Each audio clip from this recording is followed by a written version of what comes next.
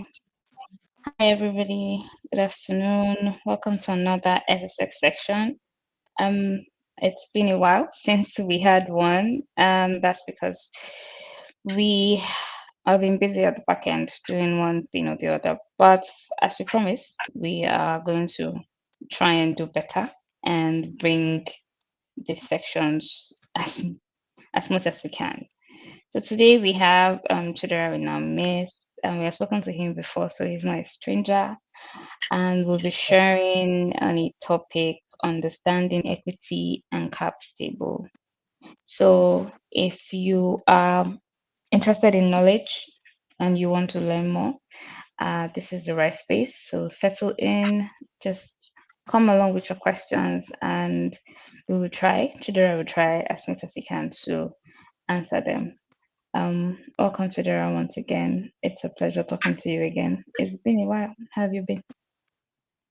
Yeah, I've been good. I've been good. How Fine. I'm well. We thank God. So today we'll be talking about understanding equity and cap table. And for people that are non-technical, they might not really understand what is equity or what cap table are.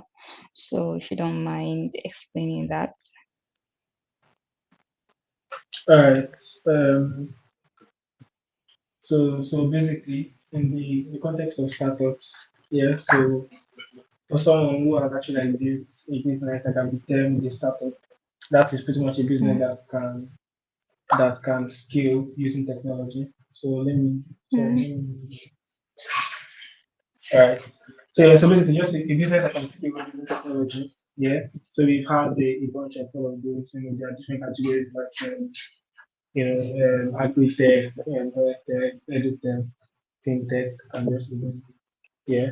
So when you actually like building a startup, yeah, and and you need to actually like get started. So pretty much you need to first do the engineering and all of that, form your team, do the working MVP, and actually like deploy, get features, copy users, and all that stuff. So definitely it gets to a mm, point where you need to actually should I say scale? Yeah. So when you need to actually like get more users and more customers. So I mean you've already sorted out your business model. So you know that okay, yeah. this is how so it's either maybe it's like a subscription model or some sort of maybe transaction fees and all that stuff, yeah. So you have your business model all sorted out and all of that. So you have your couple your I mean maybe one or two users or something like that. And that's good. But then of course you can't actually like offset the cost. I mean, for a startup, because it's like technology powered, so there's no really like a lot of I mean for the early stages, there's not really like except for, like the hardware based product or something similar. Something like SpaceX, yes. So SpaceX is a startup, it's a tech startup, but it's like highly hardware intensive. So you have all these rockets that Mm, they need to build all that stuff. Those things cost a lot of money, millions of dollars. Yeah.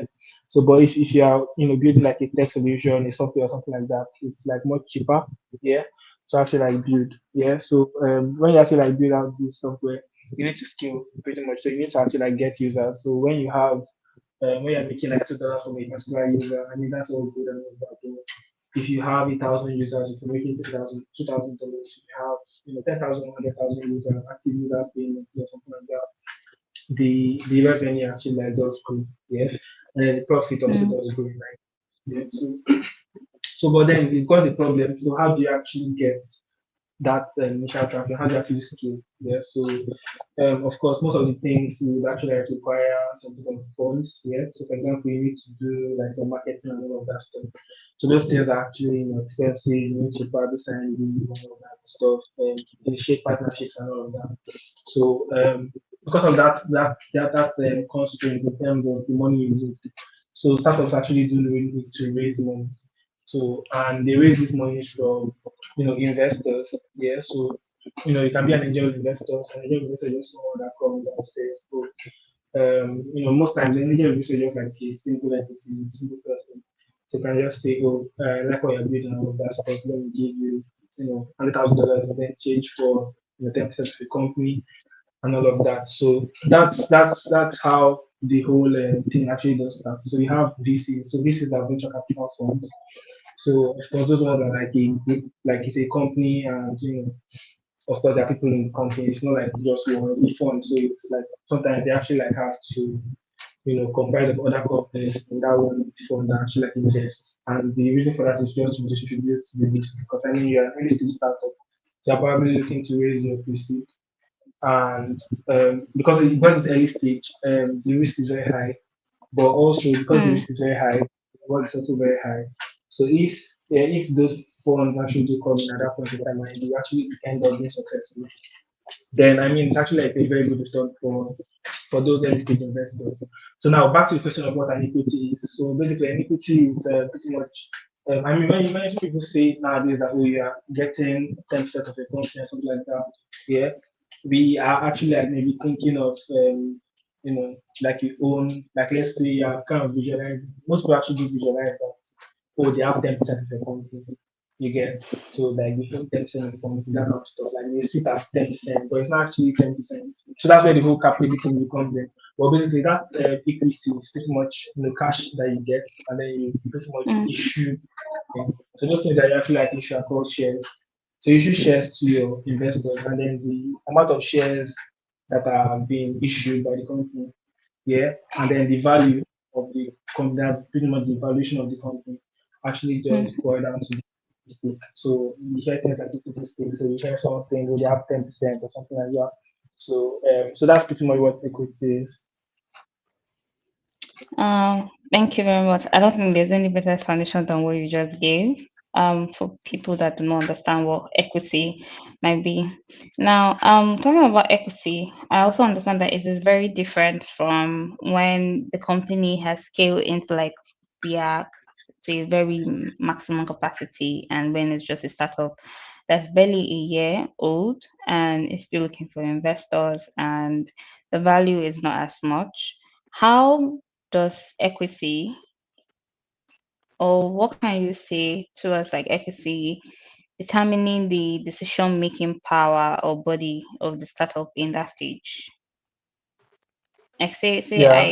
I I'm a shareholder, or maybe I got a particular percentage from the shares of the company, and it's just a startup, and probably gave me 20% because they're just starting. They really do not have as much value. Which, if they are like in business for like 10 years, what I have for 20% may probably be like 70% worth or so. So, how do you think equity affects decision making in startup companies? Yeah. So I'm not really clear. I'm not really sure if I get the basis of the question. But if you can like just summarize. Okay, so um okay, let's use for instance a startup company that everybody has a shared responsibility and everybody has something that they're contributing, right? Say I have a company and starting, and then I have like a technical founder, and I am the one that brings the cash, and he brings the skills and experience, and then we have other people that are contributing things to the company. Everybody has like a share, or yeah, a fraction of the company that they own. So, which is like an equity that at the end of the day is in terms of funds that comes to them when this company makes profits. So how do you think in this setting equity can affect the decision making in the company? Okay. Okay. All right. Cool. So basically, I mean, you found the company. Yeah, like the founder, but you don't have like technical skills and actually to actually like do the tech startup. So you have like a technical founder, Yeah. something like a CTO, yeah, Mm, and then you have maybe like early employees or something like that.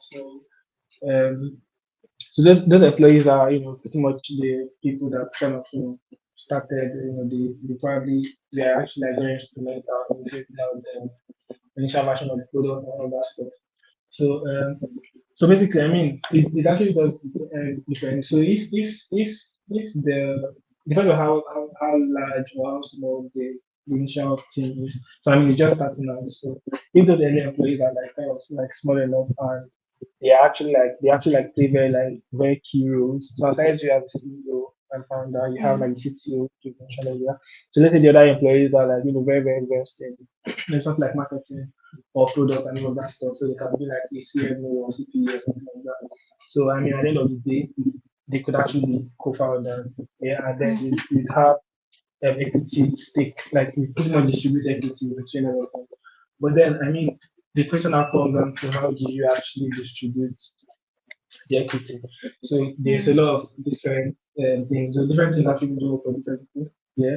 So, but at the end of the day, it's pretty much just understanding what exactly it is that the individual is bringing to the company, the value of what they're actually like bringing to the company. So, of course, I mean, straight out of the bat, most people think, oh, you can just do maybe you guys are like four, you could just do and like I said earlier, based on the fact that we are working on the foundation that all of them actually like contributing something very critical to the company in terms of product, in terms of marketing and all of that. So if you mm, get like for instance, let's do like an cost to and all that stuff to 25% to 10%. So that actually I don't think I don't believe is the best way to like allocate things like that. And I don't believe that you should just allocate like maybe equal shares to everybody or something like that. So basically based on the value and then based on how critical the person is. So if the person actually leaves the company, um, how disastrous or how critical is the person's function in the company. So I mean, for a tech startup, most likely, if the CEO is not a technical founder and you have your CTO leave, things can actually, you know, be very things can go wrong pretty much. You understand? So maybe in that situation, you could actually like allocate shares. So based on the level of input or the level of dedication and all of that stuff that is actually because I mean you guys have probably been with it for a while. You've seen the level of mm, dedication of each member. You know how that is. But at the end of the day, the whole idea of having this legislation and all that stuff is to actually like kind of incentivize the team member more or something like that. So I mean, if you just have someone you're paying, let's say you're paying a salary every month or something like that, by default, they don't really have that strong incentive to actually like see that the product is successful. So no matter how small, so that's why some companies actually do have what they call option pools. Yeah, so stock option pools. I mean, we've heard when Nvidia went when their valuations skyrocketed and all that, and pretty much all their employees, especially those that are in the early stages and all that stuff, they became mm, millionaires in like good number of millions. So that's mm, yeah, their option pool. So in Google now, if you actually get employed as an engineer in Google, you actually do have an option pool in addition to your base compensation and all that stuff. So basically, all of those things actually do incentivize the employee to actually like, work towards the success of the company. And then at the end of the day, those stock options will actually like convert. You get so that's when the company goes public or gets acquired or something like that. For things like Nvidia and Google, they're actually publicly traded companies on Nasdaq. So that means you could actually, trigger a listing based on the conditions and terms in your employment. So that's pretty much it. So basically, there's no specific way you should actually like go about allocating equity stake. It's pretty much just you actually like deciding based on different factors the key this thing that the user is actually like bringing to the company. And then of course there's things that you actually need to do to actually like protect yourself. Because if you just allocate shares straight up and the person leaves, what happens? Yeah. So that's why there's usually like a mm, vesting schedule. So usually they say like a vesting schedule. So they tell you, oh, you have it's a 4 year vesting period and like a 1 year period, something like that. So pretty much if the person leaves during that 1 year, all their shares are pretty much they don't have gone. access to it. Yeah, yeah, so that's also a way to protect just in case you actually like, get it wrong in that first when you're putting shares. If you allocate so much shares to someone that is not actually worth it. Actually, that's very good. You actually touched into the next question because um say I was speaking to a few people a few days ago and we're talking about one of the ways that companies can incentivize their staff so that they can put Yeah, more effort and see working in the company as just more than a day job. like something Yeah. that they want to, build in, grow in, and the conversation of equity came in. But most people, especially in Nigeria, where it's not a conversation that is as popular, where you give your staff a particular share of the company, and because of considerable fears, and the systems that have already been put in place, like for companies long before now, that people are following. Do you think? I mean, I don't think it's a question. You already made mention of it being very good, but do you think it's like the system that Nigerian founders and startup companies should imbibe? Like, oh, for a particular amount of time that this staff member works with you, they should be able to get something other than HMOs that you give to your staff, which is not every company, other than their monthly salary, and probably some companies that do allowances. Is it a tradition that you think companies should imbibe? Yeah. Yeah. So definitely, yeah, it's actually a good one. It's actually a good incentive. I mean, for salaries to begin with in Mm, Nigeria. So it based on our current on the part of the world that we are at and all of that. So in Nigeria, the base compensation for most roles aren't really that good, and cost of living is actually like very very high and all of that, and the wages are not actually increasing. And when they mm, actually do get, it's pretty much once in a blue moon or something. So basically, I mean, the that base compensation is not actually like enough for most people, except maybe some people that are actually like working in some other industries with like years of experience and all of that. So yeah, so basically, actually like mm, allocating some sort of some sort of stock option pool for your employees are actually going to be very beneficial. So I mean, no matter how small it is, yeah. So no matter how small it is, and it actually does help you to retain your employees. So when they actually like they feel that they are like they have an ownership in this company. So they actually like, incentivized to actually like put in the work. They are incentivized to, pretty much treat it as if it's their own company or something like that. So just take at the example of mm, Nvidia, actually like went, their valuation actually like started and all of that stuff. So no matter how small the stock option pool for a particular um, employee somewhere or something like that was what. So imagine someone had, let's say, $1,000, I'll be 1,000 shares of Nvidia. So now just compare that to the multiply that with the stock price of Nvidia at the time when that whole thing was happening. You can see that mm, it's actually going to be like what, I mean, even if it's not like millions and all of that, it's actually going to be worth a lot.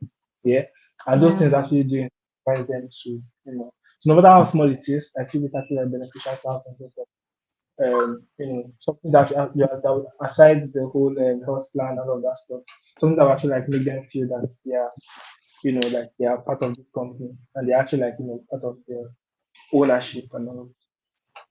Yeah, I guess maybe that's when the statement that companies founders make, oh, we're a family in this company, will probably apply better when something like Yeah, that is stated.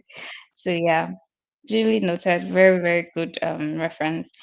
So let's this I think but this would be something that companies are already established. Companies have already started something, and they have like footings in the ground that can have this conversation. Bringing it to startup where they are still looking for investors, and they're still looking for people that would that they can bank on their ideas. What do you think? So I've heard or spoken to people that say, oh, when we're meeting investors, there's a particular amount that we are looking to gain, and there's a particular share of the company that the investors are looking to also gain from the amount that they want to invest and stuff like that.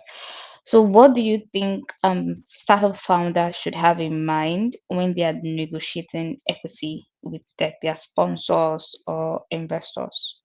So, to what yeah, extent do you think that they should be open and vulnerable to? yeah. All right, so that actually does depend on the on the industry, on the company. So first of the product you're building. Yeah. So how Mm, in that initial stage, for example, someone actually like do something and you've not actually raise any money. So um, there's pretty much no valuation. So you don't have sales, you don't have revenue, you don't have like in mostly recurring revenue or something like that. So basically, there's no metric in terms of sales and numbers and all of that stuff. So, and of course, if you're looking to raise, you're probably like looking to raise like your pre-seed and stuff like that. Yeah. So there's no strong metric to actually like say that okay, we're making let's say $5,000 a month, a year we're making this. Our company is worth Yeah. let's say 10 times, something like that. So there's no way to actually like determine that number. So most times actually what most people do is to look at. So you pretty much have two options. I mean, there are more, like remember, but you pretty much have two options. So one option will be to kind of estimate, do a rough estimate of the Mm. industry you're in. So of course, if you're in finance, the um, estimation is actually like much higher than if you're in some Mm. other industry. Despite Institution the fact that industry. Mm. like this type of yeah. So fintechs are actually like have a higher um, you know estimated revenue valuation or something like that. Yeah. So you Mm. pretty much just estimate based on the markets that you're looking to serve. So of course you build this product and all of that stuff. It's for Nigeria, it's for Africa, it's for people like a specific audience in your market and all of that. So you have an estimate of the market size, you have an estimate of the amount of money that that market size is probably worth based on the country you're serving. Of course, if you're serving the US, it's worth more than you're Mm. serving in Nigeria. So you pretty much just make all of those estimates and just come to a value you feel is fair, yeah, and then you Mm. can put that to the investor. Okay, we are looking to raise, let's say $200,000 for 10%. So that means you're buying your company at $2 million. Yeah. So that's a way you could actually like do it. So another way would be to do things like convertible notes. So there's something they call convertible notes. So but basically what the convertible notes is pretty much just allows you to raise and then worry about the valuation later. So basically, someone that is actually like calling you, of course, there's no way for you to actually like know what the company's worth. Yeah. So you pretty much raise the fund. So you get maybe a 200K or whatever, and there's no Mm. shares that is allocated to the investor at the time. Yeah. But then later on in Yeah. the future, when you now do like a price round, now when you now actually like raise maybe your seed round or something like that, then if that's a price round and all that stuff, then you now like the shares that the initial money that that person actually like gave via a convertible note is now like executed pretty much. So that's like two ways you can actually like get around that. So one way is pretty much just another way would be to use Sorry. something like a convertible note. So yeah. Actually, yeah. So it actually depends on what they are estimating is.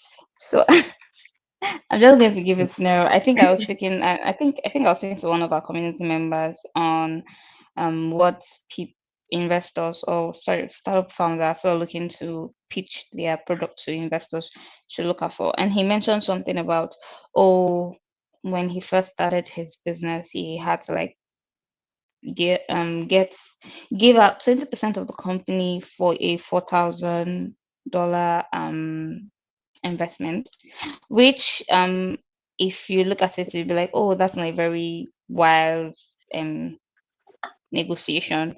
But at the beginning, because they didn't really have any backing, they had not started, it was just somebody really banking on the idea. It was a good buy, or should I say it was a good agreement. So this would be this is leading to my next question.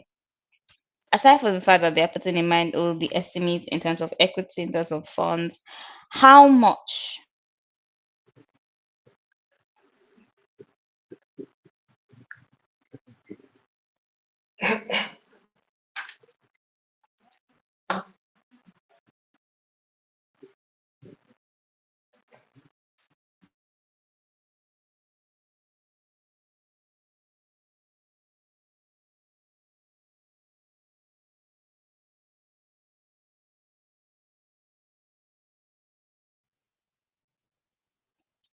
Chidera, can you hear me? Sorry, I think the network just Yeah, tripped a bit. Okay. So yeah, my I don't know, from when did you lose me? Because You're still like doing what you're In mentioning terms so of well. like how much. Okay. So how much involvement do you think these investors or sponsors or people that are giving equity to should have in like not in terms of employees now, or in terms of people that are investing in your company, how much involvement do you think that they should also have in the company, like in terms of decision making, what your marketing should look like, what your branding should look like, or what you're bringing out in the market? How involved do you think they should be in the business setting? Yeah. Yeah. So pretty much, I mean, when people actually like invest in a company, especially when they're investing in like the early stages, there's a lot of risk that they're actually like taking. And I mean, for the most part, actually like does boil down to negotiations and all that stuff. So at the end of the day, these people might actually decide to they might want some special rights. So yes, they're an investor, so they actually do have access to capital and all that stuff, and they've actually like provided the capital in exchange for equity stake and all of that stuff in the company. But then sometimes they might actually do want some extra rights. So for example, some of them might actually want to have the rights to actually like sit at the board of the company. And of course, if they are sitting at the board of the company, that means they actually have rights to make critical decisions in the company. So yeah, I mean that actually does work. So it actually at the end of the day, it just does boil down to the negotiation and all that stuff. So pretty much what the investor is actually like bringing in, and then you pretty much just compare and contrast with if it's actually like worth it to give them these special privileges. So yeah.